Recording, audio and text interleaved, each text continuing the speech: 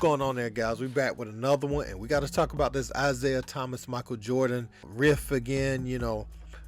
Isiah went on All the Smoke podcast, and he talked with Matt Barnes and Steven Jackson about the Michael Jordan thing. And Matt Barnes said that Magic Johnson has spoke about Zeke and MJ, and said he hopes that they can hash it out. And Zeke's thing is, hey, this was a calculated attack on my character, and this wasn't just like an interview you do off of a whim.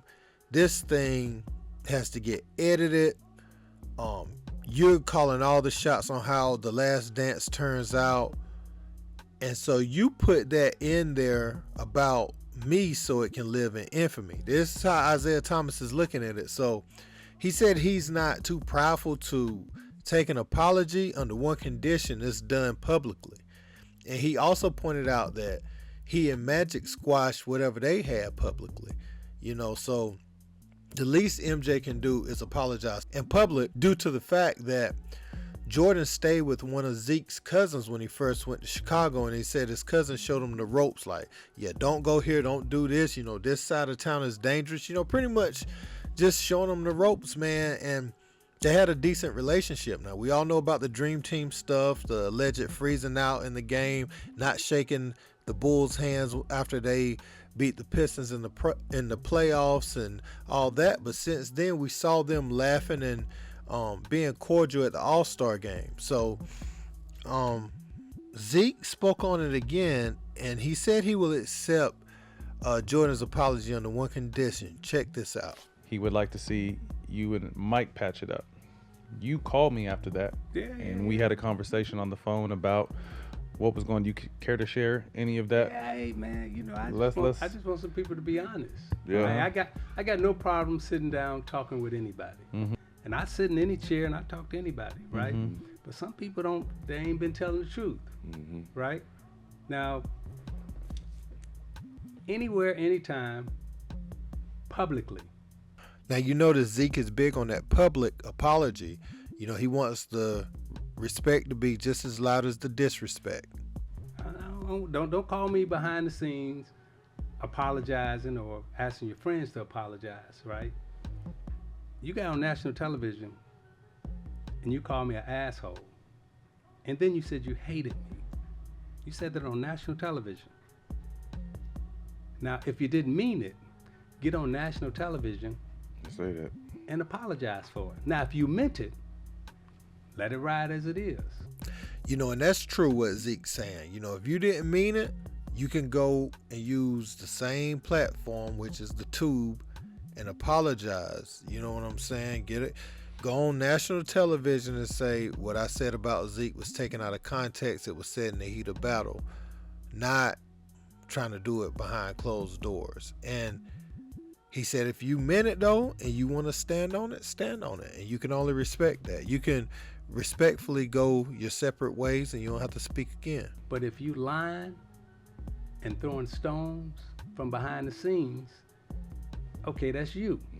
But if you honest and you upright on your square, I'm willing to deal with it. Yeah, that makes sense. You told me something interesting. You have family that had stayed with him at one point. Absolutely. Hey, when Jordan first came to Chicago,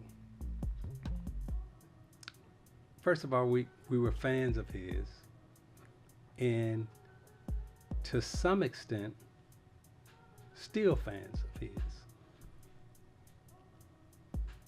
My family, his family, not only did they socialize, hang out, but as I said, I had a little nephew that lived with him, and everybody's still cool, right? Ain't no hate for Jordan. We just want some realness.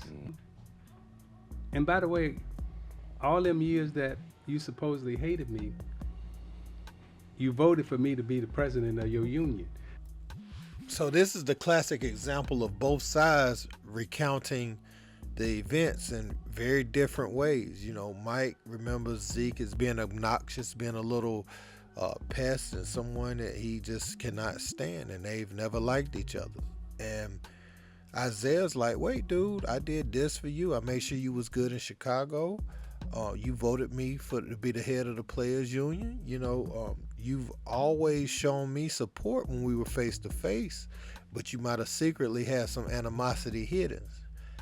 And I think some of it was not so secret. No matter what they say about the Dream Team, we know Isiah Thomas didn't play on the Dream Team because of his issues with Michael Jordan. Because it looked horrible that Coach Daly was the head coach for the Dream Team, and Isiah didn't make it. And he was clearly better than John Stockton in 1992. You know what I'm saying? So I thought that was a little insane just from a talent standpoint.